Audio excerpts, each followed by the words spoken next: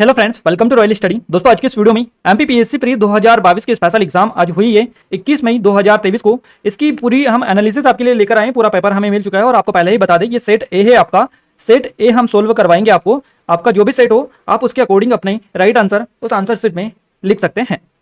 Clear है। और पूरे जो 100 क्वेश्चन है उन सभी का आंसर आपको बेसिकली यहाँ पर बताने वाले हैं। सो इस वीडियो को पूरा देखिए लास्ट तक, काफी हेल्पफुल आपके लिए रहेगा। इस वीडियो को ज्यादा शेयर करें ताकि हमें भी सपोर्ट मिले और आपको भी ज्यादा सपोर्ट मिल पाए। फाइनली स्टार्ट करते हैं गाइस। इस वीडियो को लाइक शेयर सब्सक्राइब करना ना भूले और अपने दोस्तों के साथ भी शेयर कर दीजिएगा। हमारा पहला क्वेश्चन है, एटलस और अक्ष के मध्य पाए जाने वाले जोड़ जिनको पिवोट बोला जाता है, इनको क्या कहते हैं? तो बेसिकली ये जोड़ पिवोट इनको बोला जाता है। और इनको एक और नाम पूछा है आपसे कि इनको क्या कहते हैं। एटलस और अक्ष दोनों के मध्य में पाए जाते हैं, इनको जाना जाता है सिनोवियल जोड़ के नाम से इनको जाना जाता है। हमारा डी ऑप्शन यहाँ से बिल्कुल सही जवाब रहेगा। अगला क्वेश्चन है गाइस, अनुवांशिक रूप से परिवर्तित बीटी बैगन है ना, बीटी बैगन को निम्नलिखित में से किसके लिए विकसित किया गया? तो बीटी बैगन को विकसित किया गया कीट प्रतिरोध के लिए। कीट प्रतिरोध के लिए बीटी बैगन को जो है विकसित किया गया है।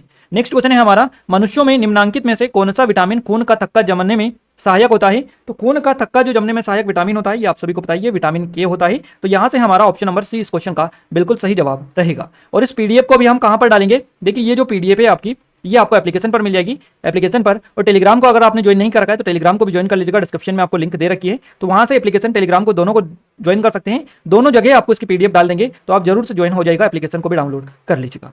फाइनली नेक्स्ट क्वेश्चन है हमारा, देखिए IIMFM है ये आपका। तो भारतीय वन प्रबंधन संस्थान है, ये कहां पर स्थित है? गाइस, यहां पर क्वेश्चन को थोड़ा समझना है। भारतीय वन प्रबंधन संस्थान का क्षेत्रीय कार्यालय अगर आपसे पूछा जाए तो आपका आंसर भोपाल जाएगा। यहां पर आपसे पूछा है भारतीय वन प्रबंधन संस्थान कहां पर है, तो आपका देहरादून, यानी कि हमारा जो ऑप्शन नंबर सी है यहां से करेक्ट आंसर हो जाएगा।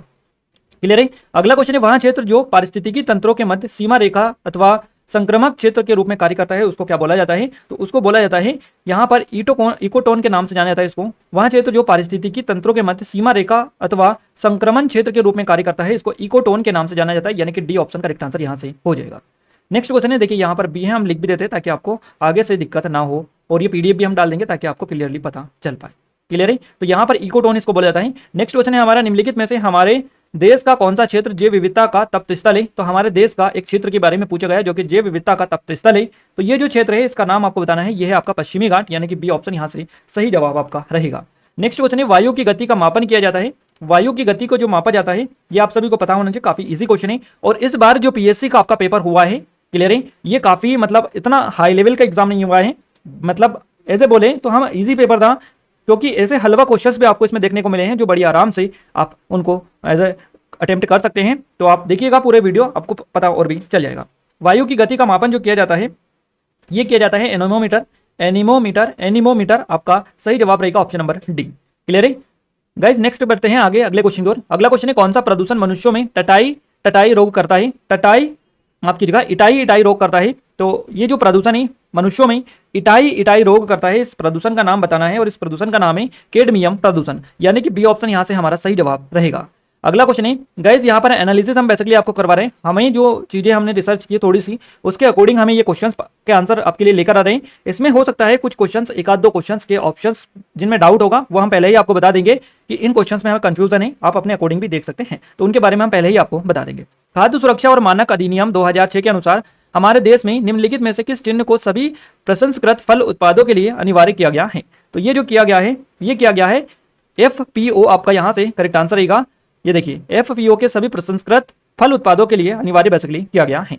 नेक्स्ट क्वेश्चन है, आयुष का किसका संक्षिप्त रूप है? तो यानी कि आयुष का फुल फॉर्म आपसे पूछा गया है आयुष का, तो आपका करेक्ट आंसर रहेगा आयुर्वेद, योग और प्राकृतिक चिकित्सा, यूनानी और सिद्ध और होम्योपैथी, यानी कि यहाँ से भी फर्स्ट ऑप्शन करेक्ट आंसर रहेगा। नेक्स्ट क्वेश्चन है, भारत में कोयले के सकल उत्पादन के संदर्भ में मध्य प्रदेश का कौन सा स्थान है? तो भारत के कोयले के सकल उत्पादन के संबंध में मध्य प्रदेश का जो स्थान है ये आपको पता होना चाहिए। ये मध्य प्रदेश का इसमें स्थान आता है तीसरा, यानी कि हमारा बी ऑप्शन करेक्ट आंसर यहाँ से भी रहेगा। निम्नलिखित में से कौन सा जिला कपास और केले के उत्पादन के लिए प्रसिद्ध है? कपास और केले के उत्पादन के लिए जो जिला प्रसिद्ध है इसका नाम है बुरहानपुर, आप सभी को पता ही होना चाहिए। केले उत्पादन और कपास उत्पादन के लिए बेसिकली ये जाना जाता है। क्लियर है। तो डी ऑप्शन हमारा करेक्ट आंसर यहाँ से रहेगा। अगला क्वेश्चन है, मध्य प्रदेश सरकार की लाडली बहना योजना के अंतर्गत योग्य महिलाओं को कितनी राशि दी जाएगी? तो ये जो राशि दी जाएगी ये रहेगी आपकी 1000 रुपए प्रति माह, यानी कि हमारा फर्स्ट ऑप्शन करेक्ट आंसर रहेगा। अगर आपसे पूछी जाती है कि सालाना कितनी राशि दी जाएगी तो आपका 12,000 रुपए रहेगा, क्योंकि 1000 रुपए प्रति माह के हिसाब से 12 महीने के 12,000 रुपए आपके रहते। तो यहाँ से हमसे सिर्फ इतना पूछा है और ऑप्शंस भी उसके अकॉर्डिंग ही हमें मिले हैं प्रति माह। अगर यहाँ से सालाना होता प्रति साल तो आपका 12,000 करेक्ट आंसर रहता। निम्नलिखित में से किस जनजाति को आदर के साथ खुटिया पटेल के रूप में संबोधित किया जाता है? खुटिया पटेल के रूप में जो संबोधित की जाने वाली जनजाति है इसका नाम है सहरिया, यानी कि फर्स्ट ऑप्शन यहां से भी सही जवाब आपका रहेगा। क्लियर है? आगे बढ़ते हैं अगले क्वेश्चन की ओर। भारत की जनगणना 2011 के अनुसार मध्य प्रदेश का न्यूनतम जनसंख्या घनत्व वाला जिला कौन सा है? मध्य प्रदेश का न्यूनतम जनसंख्या घनत्व वाला जिला पूछा है 2011 की जनगणना के अनुसार। तो आपका करेक्ट आंसर डिंडोरी रहेगा, हमारा फर्स्ट ऑप्शन करेक्ट आंसर है। अगला क्वेश्चन है गाइस, नेक्स्ट क्वेश्चन है हमारा, मध्य प्रदेश में पहली महिला राज्यपाल कौन थी? तो मध्य प्रदेश की पहली महिला राज्यपाल, काफी इजी क्वेश्चन है, आप सभी देखिएगा, काफी इजी पेपर आपका आज देखने को मिला है। तो सरला ग्रेवाल आपका करेक्ट आंसर यहां से हो जाएगा। नेक्स्ट क्वेश्चन है हमारा, मध्य प्रदेश में ग्राम पंचायत घोषित होने के लिए न्यूनतम जनसंख्या कितनी होनी चाहिए? तो ग्राम पंचायत घोषित होने के लिए न्यूनतम जो जनसंख्या होनी चाहिए ग्राम पंचायत में वो होनी चाहिए 1000, यानी कि हमारा बी ऑप्शन यहां से करेक्ट आंसर रहेगा। अगला क्वेश्चन है, मध्य प्रदेश में कितनी बार राष्ट्रपति शासन लागू किया गया? तो मध्य प्रदेश में अब तक 3 बार राष्ट्रपति शासन लगा है, ये तो आप सभी को पता होना चाहिए। तो सी ऑप्शन यहां से करेक्ट आंसर रहेगा, सी ऑप्शन, यानी कि 3 बार। अगला क्वेश्चन है, मध्य प्रदेश के मुख्यमंत्री की अनुपस्थिति में निम्नांकित में से कौन मंत्री परिषद की बैठक की अध्यक्षता करता है? मंत्री परिषद की अध्यक्षता की जो बैठक की अध्यक्षता जो करता है मुख्यमंत्री की यानी चीफ मिनिस्टर की अनुपस्थिति में, तो ये करता है मुख्यमंत्री द्वारा नाम निर्दिष्ट मंत्री, यानी कि मुख्यमंत्री द्वारा नाम निर्दिष्ट जो मंत्री होता है वो इस बैठक की अध्यक्षता फिर करता है। तो बी ऑप्शन यहां से हमारा करेक्ट आंसर रहेगा।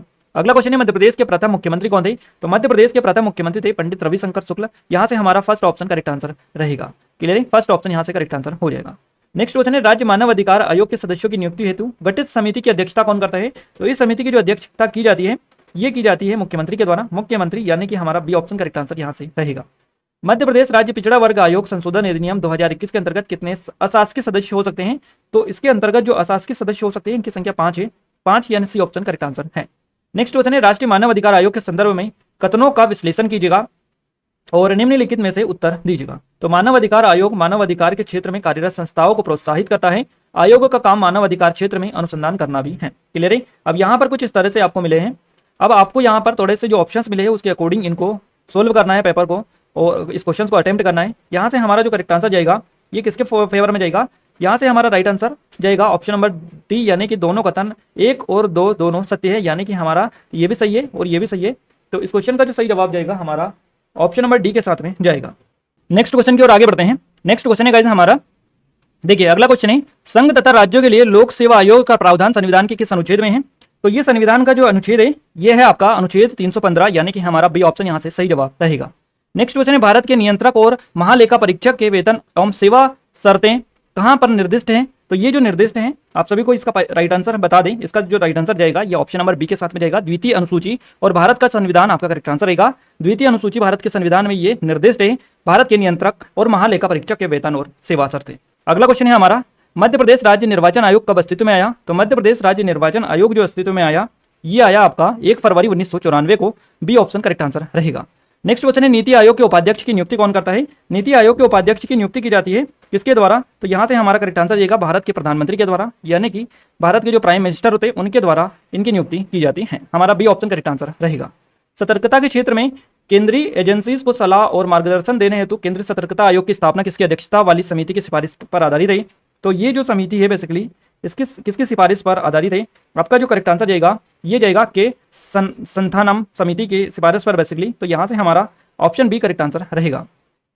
अगला क्वेश्चन है, निम्नलिखित में से कौन राज्य का मुख्य सूचना आयुक्त या राज्य सूचना आयुक्त नहीं हो सकता? इसमें से कौन नहीं हो सकते हैं? क्लियर है? तो इनमें से आपके जो राज्य के क्षेत्र के यानी राज्य क्षेत्र के विधानमंडल का जो सदस्य होता है ये राज्य मुख्य सूचना आयुक्त और राज्य सूचना आयुक्त नहीं हो सकते हैं, तो डी ऑप्शन करेक्ट आंसर यहाँ से रहेगा।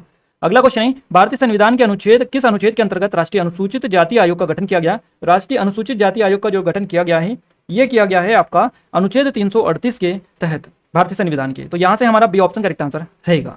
नेक्स्ट क्वेश्चन है हमारा गाइस, खाद्य और कृषि संगठन जिसको FAO बोला जाता है इसका मुख्यालय निम्नलिखित में से किस शहर में अवस्थित है? तो आपको बताना है खाद्य और कृषि संगठन का मुख्यालय कहां पर स्थित है। इसका जो मुख्यालय है ये आपका रोम में स्थित है, रोम आपका करेक्ट आंसर रहेगा ऑप्शन नंबर डी।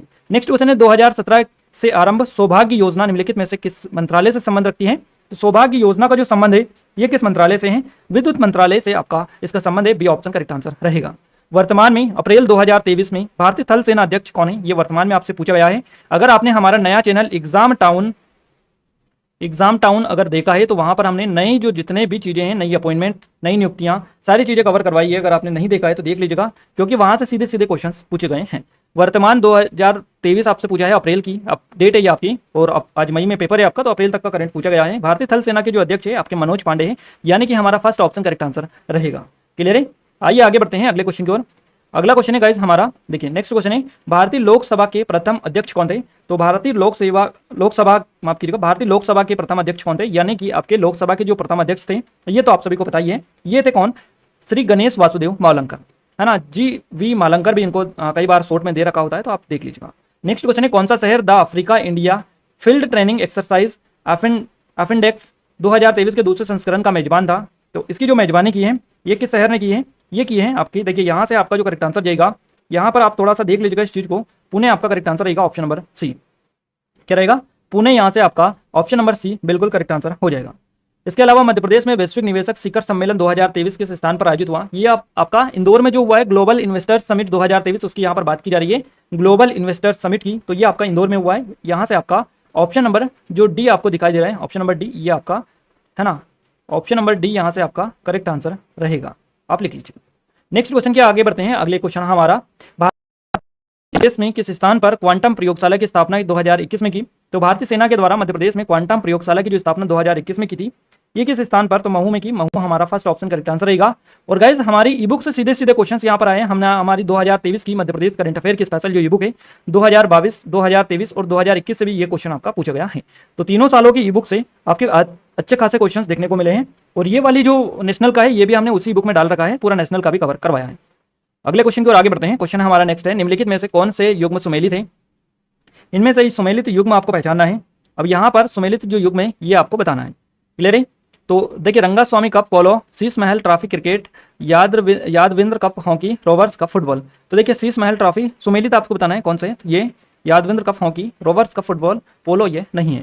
क्लियर है? तो तीन है आपके, 2, 3, 4, यानी कि 2, 3, 4 आपका ऑप्शन नंबर बी इस क्वेश्चन का सही जवाब रहेगा। अगला क्वेश्चन है, निम्नलिखित में से किसने फीफा विश्व कप 2022 में गोल्डन बॉय पुरस्कार जीता? माफ कीजिएगा, गोल्डन बॉल पुरस्कार जीता।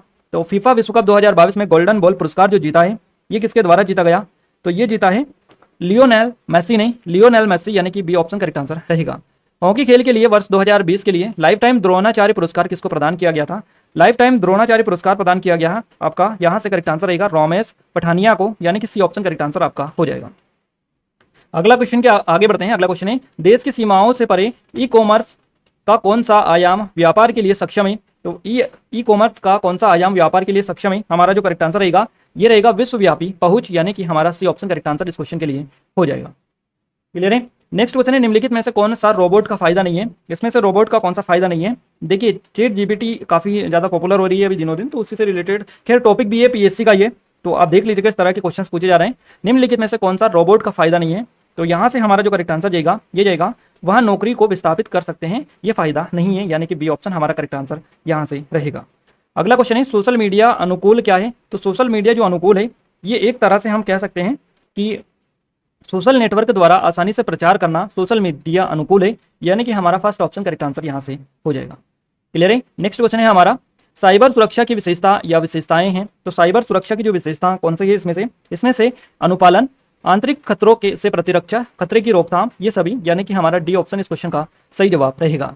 निम्नलिखित में से ई गवर्नेंस का कौन सा वर्णन सटीक बैठता है? तो ये जो सटीक बैठता है ये कौन सा, ई गवर्नेंस का कौन सा वर्णन सटीक बैठता है? जिसमें से आपका जो करेक्ट आंसर रहेगा ये ऑप्शन नंबर सी, तकनीकी आधारित शासन की व्यवस्था देना, ये ई गवर्नेंस का एक सटीक बैठता है इस ई गवर्नेंस के बारे में, तो सी ऑप्शन यहाँ से सही जवाब रहेगा।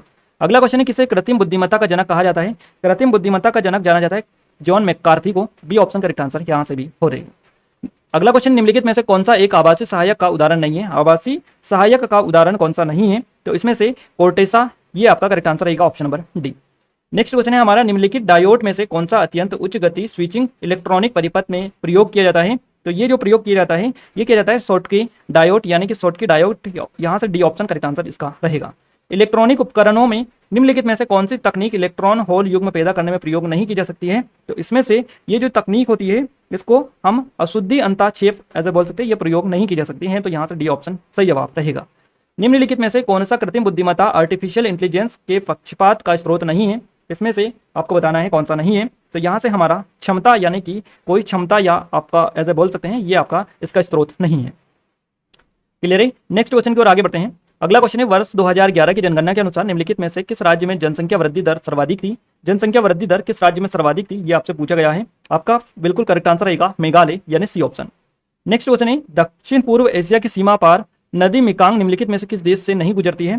तो ये जो नदी है किस देश से, नदी मेकांग जो नदी है ये किस देश से नहीं गुजरती है? दक्षिण पूर्व एशिया की सीमा पार। तो आपको यहाँ से जो करेक्ट आंसर लगाना है ये बांग्लादेश लगाना है, क्योंकि बांग्लादेश से ये यहाँ पर नहीं गुजरती है। सी ऑप्शन करेक्ट आंसर इसका हो जाएगा।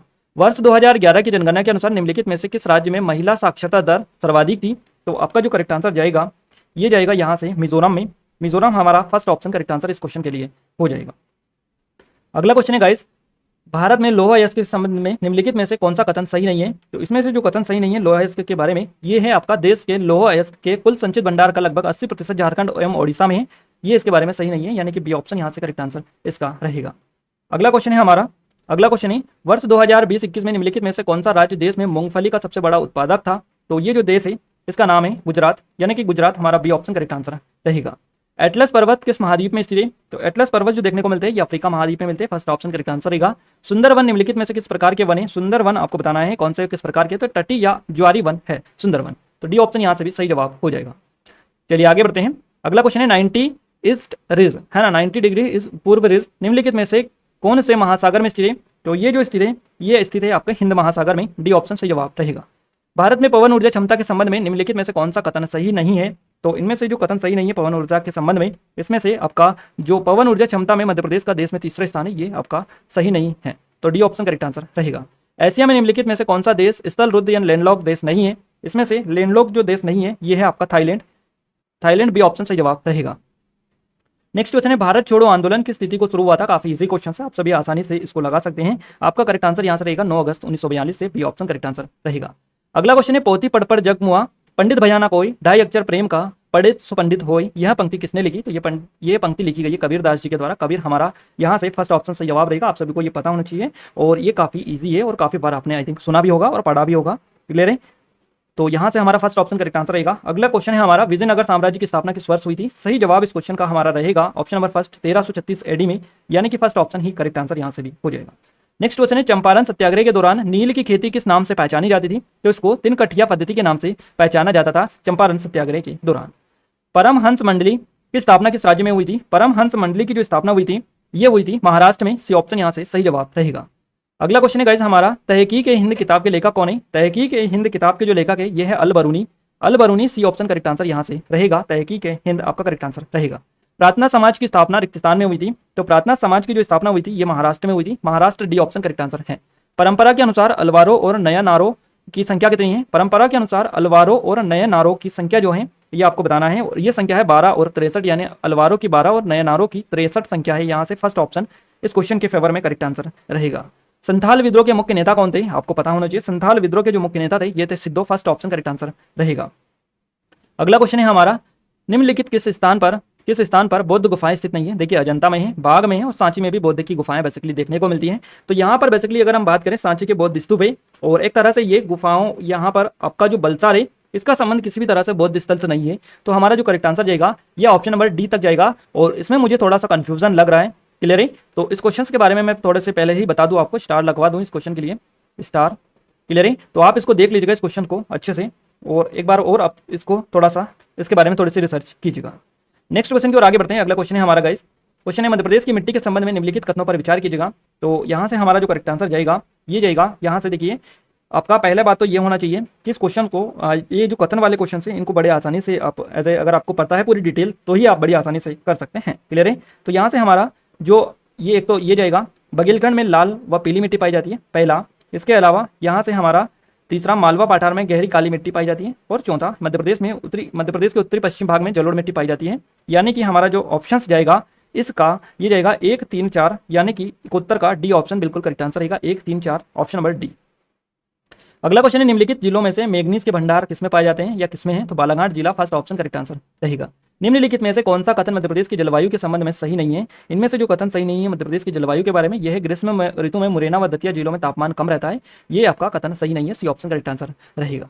नेक्स्ट क्वेश्चन है, बीना नदी निम्नलिखित नदियों में से किसकी सहायक नदी है? तो बेतवा नदी की है। फर्स्ट ऑप्शन इस क्वेश्चन का सही जवाब हमारा हो जाएगा।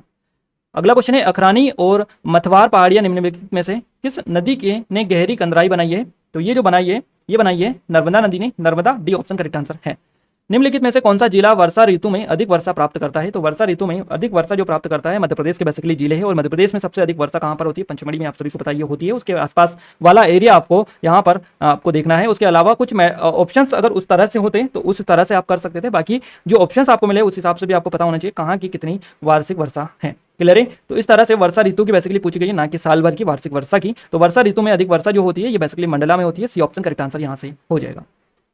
क्लियर है? यहां से सी ऑप्शन रहेगा। भौगोलिक क्षेत्रफल के प्रतिशत के रूप में निम्नलिखित में से किस जिले का वन क्षेत्र सर्वाधिक है? वन क्षेत्र की यहां पर बात की जा रही है और वन क्षेत्र है श्योपुर का सर्वाधिक, है ना। निम्नलिखित जो जिले आपको दे रखे हैं उसके अकॉर्डिंग श्योपुर आपका बी ऑप्शन करेक्ट आंसर रहेगा। अगला क्वेश्चन है, निम्नलिखित में से मध्य प्रदेश में सिंचाई का प्रमुख साधन कौन सा है? तो कुएं और ट्यूबवेल आपका डी ऑप्शन करेक्ट आंसर है। मध्य प्रदेश में लौह अयस्क के संबंध में निम्नलिखित में से कौन सा कथन सही नहीं है? लौह अयस्क के बारे में इसमें से जो कथन सही नहीं है यह लौह अयस्क उत्पादन मध्य प्रदेश देश में तीसरा है, यह आपका सही नहीं है। अगला क्वेश्चन, निम्नलिखित सिंचाई परियोजना और उनके स्थानों के युग्मों में से कौन सा गलत है? गलत युग्म का आपको पहचान करना है। अब इसमें से गलत जो युग्म है, देखिए बारना रायसेन ये सही है आपका, कोलार सीहोर ये भी सही है, पुनासा खंडवा ये भी सही है, ये वाला गलत है, सुक्ता आपका बैतूल। तो आपका जो करेक्ट आंसर जाएगा ये आपका नंबर सी जाएगा, ऑप्शन नंबर सी के साथ में। क्लियर है? अगले क्वेश्चन की ओर आगे बढ़ते हैं। क्वेश्चन हमारा नेक्स्ट है, भारत के राष्ट्रपति की क्षमादान की शक्ति किस अनुच्छेद से प्राप्त होती है? तो भारत के राष्ट्रपति को क्षमादान की जो शक्ति मिलती है ये मिलती है आर्टिकल 72 से, अनुच्छेद 72 आपका फर्स्ट ऑप्शन करेक्ट आंसर है। मौलिक अधिकारों के बारे में निम्नलिखित शब्द किसने कहे? एक मौलिक अधिकार को उस क्षण की किसी भी विशेष कठिनाई के दृष्टिकोण से नहीं देखा जाना चाहिए, बल्कि एक ऐसी चीज के रूप में जिसे आप संविधान में स्थायी बनाना चाहते हैं। ये जो कथन है ये कहा है जवाहरलाल नेहरू ने, बी ऑप्शन करेक्ट आंसर इस क्वेश्चन का रहेगा। अगला क्वेश्चन है हमारा गाइस, अगला क्वेश्चन है, भारतीय संविधान का कौन सा अनुच्छेद राष्ट्रपति के महाभियोग से संबंधित प्रावधानों को प्रदत्त करता है? तो ये आर्टिकल आपका रहेगा ऑप्शन नंबर सी, यानी अनुच्छेद 61, ऑप्शन सी करेक्ट आंसर हो जाएगा। नेक्स्ट क्वेश्चन है, निम्नलिखित में से कौन सा औद्योगिक विकास और विदेशी व्यापार का लाभ है? औद्योगिक विकास और विदेशी व्यापार का जो लाभ है इनमें से यह है बढ़ी हुई प्रतिस्पर्धा। नेक्स्ट क्वेश्चन की ओर आगे बढ़ते हैं। अगला क्वेश्चन है हमारा, किस रिजर्व बैंक का राष्ट्रीयकरण किया गया था? किस वर्ष रिजर्व बैंक का राष्ट्रीयकरण किया गया था?